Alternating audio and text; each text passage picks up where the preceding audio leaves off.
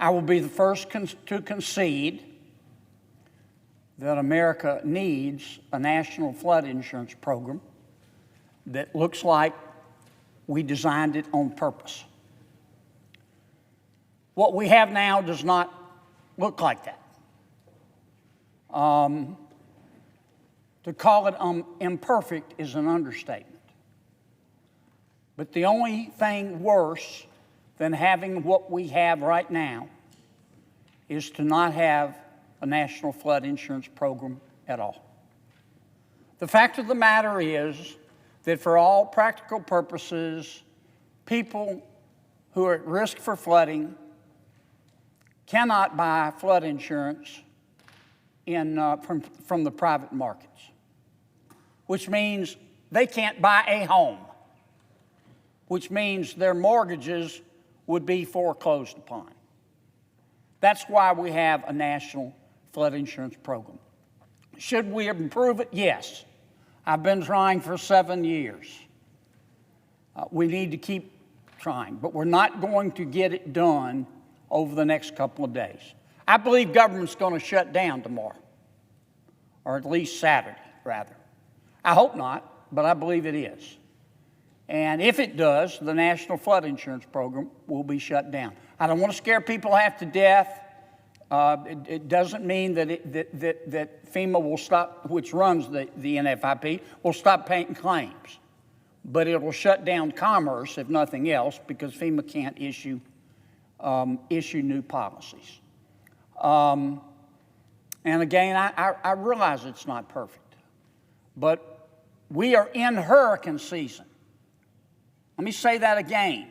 We are in hurricane season. Is this important to my state? You bet. But it's not just important to my state. It's important to every single coastal state. And that's why I would like to see us extend this program for a very, very short period of time. My bill is a clean extension. It doesn't make any changes to the program. I wish I had the authority to make changes, but I don't. This bill will just extend what we have now, imperfect as it may be. And Lord knows it's imperfect. Through December 31, 2023. That will give us some additional time to design a program that looks like somebody designed it on purpose. So, Mr. President, for that reason I ask unanimous consent. Did I mention, Mr. President, that my state is in the middle of hurricane season? Let me say that again. And so is every coastal state. And we're going to shut down the National Flood Insurance Program in the middle of hurricane season? The United States Senate? What planet did we just parachute in from? For that reason, Mr. President, I ask unanimous consent that the Senate proceed to the immediate consideration of my bill, S-2968. It's at the desk. I further ask that the bill be considered read a third time and passed, and that the motion to reconsider be considered made and laid upon the table. Is there objection? Mr. President, The senator from Kentucky. reserving the right to object, we can today renew the National Flood Program and reform it. All it takes is for the senators assembled here not to object to the reforms. I think that flood insurance provided by the taxpayer, subsidized by the taxpayer, shouldn't be for rich people and shouldn't be for their vacation home or their beach homes. Government's got no business, insuring rich people and their second homes. So I have some proposals to reform the system. We're being asked, though, to extend the flood program without any reforms to protect the taxpayers. Like many federal programs, the flood insurance is well-intentioned, but it very well may be the best real-life example of a moral hazard. The program covers over 5 million policyholders and provides over $1 trillion in coverage. We're told that the program is funded through insurance premiums, but charging well below the market price of insurance and capping how much these rates can rise inevitably leads to shortfalls. A 2014 report by the Government Accountability Office found that the flood program collected as much as $17 billion fewer in premiums than what the market would have dictated. So when the program inevitably found itself in need of money, in theory, it borrowed that money from the taxpayers. Not that the taxpayers had any choice in the matter. They took it as they often are. They were on the hook, regardless of whether they wanted to be or not. Just a few years ago, the flood program owed over $30 billion to the taxpayers. Congress later canceled $16 billion in debt, but the flood program has not made any further repayment to the taxpayers and now stands at over $20 billion in debt. In short, it's a subsidy, it's a gift. It's the taxpayer giving people who have homes along the coast subsidized rates, and we all have to pay for it. Now you might say, well, maybe some poor people have no place to go, the government has a role in that. But a lot of these homes are people's second homes.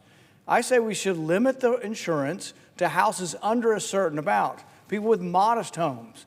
Some guy's got a $5 million mansion on the coast of Florida should not get his insurance through the government. We shouldn't all have to pay for the insurance for somebody that's got a $5 million home. The taxpayers are expected to cough up money whenever the program needs it, but the program doesn't seem to be in a hurry to pay the taxpayer back. But perhaps the greatest insult to the taxpayer is the lack of true limits on the delinquent program. There are no limits on how many claims that can be filed and how much money can be received by a policyholder. Rather than encourage people to leave flood-prone areas, it encourages people to stay and rebuild. And in thousands of instances, the program encourages people to rebuild and rebuild and rebuild.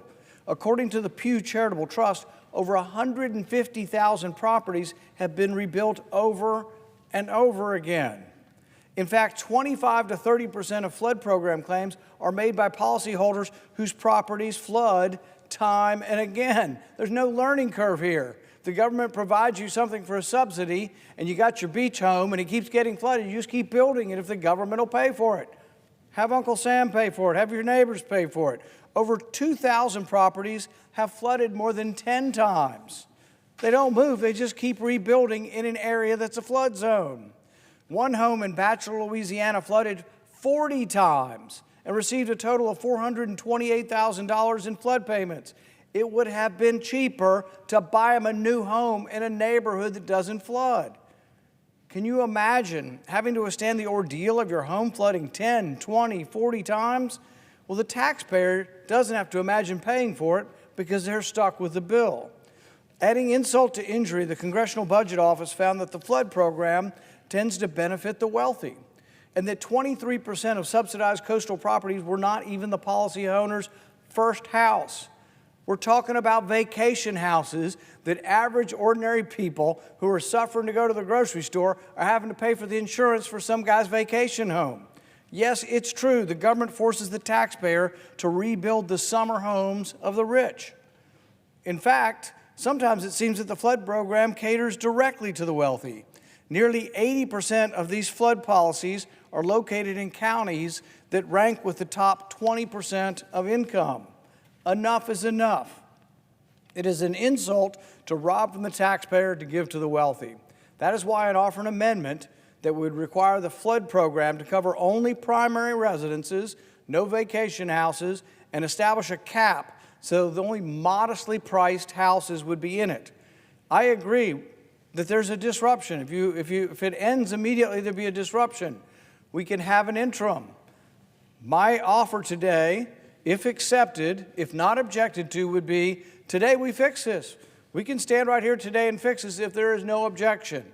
We will continue the program only for primary residences, only under a certain amount, and it would continue. We'd finally reform it. Long-awaited reform that people have wanted for years could happen today if there is no objection.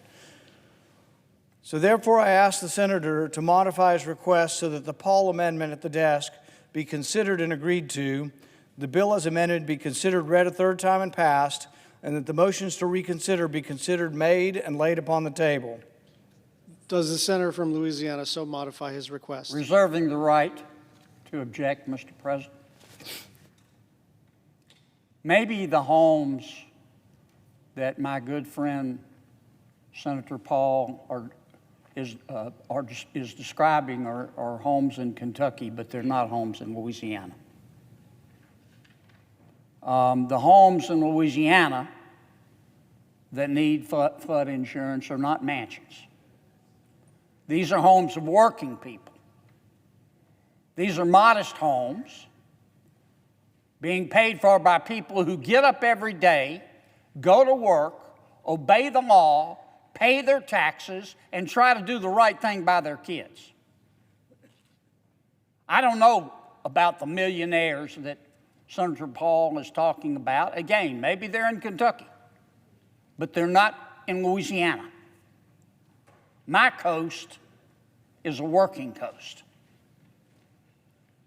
Point two, what Senator Paul proposes is to limit flood insurance to $250,000. The median sales price of a home in America today is $430,300. Now, there are a lot of reasons for that. One of the reasons for that is President Biden's inflation. But those are the facts. In Louisville, Kentucky, the median sales price is $271,000. In Dallas, Texas, it's $389,000. In Miami, it's $605,000. Why do you want to fool the American people? Why do you want to reform a flood insurance program that is going to deny flood insurance? Do some people own second homes? Yes. I thought Republicans weren't supposed to penalize success in America. I thought our position was that if you worked hard and accumulated wealth, first, you should get to keep most of it. Why? Because you earned it. And second, we should applaud success in America. If you earn enough to buy a second home, we shouldn't discourage that. The third reason I cannot agree to my friend Senator Paul's suggestion is because he knows as well as I do that many of us have worked together to try to reform the flood insurance program. We haven't reached consensus yet. We're going to keep working. But if I agree to Senator Paul's suggestion today, both he and I will be selling out our colleagues who would not agree to these changes. And they're not here right now.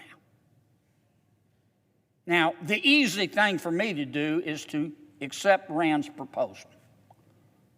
But I don't play that way. I'm not going to do it without giving every member of this Senate, which would like input into Senator Paul's suggestions, the chance to object as well. I don't play it that way. And for that reason, I object. The objection is heard. Is there objection to the original request? Reserving the right to object. The statistics really do tell the story. 23% of all homes that are insured under this program, whether they're in Louisiana or any other coastal state, are second homes or vacation homes. I would be perfectly willing to negotiate what the actual price of the home is that can be in this situation, and I would offer to modify the amendment from $250,000 to $350,000 to allow more homes to be in. But saying that the median is $433,000, well, the limit right now is infinite. There is no limit. You can have a $5 million vacation home and the government's going to subsidize it.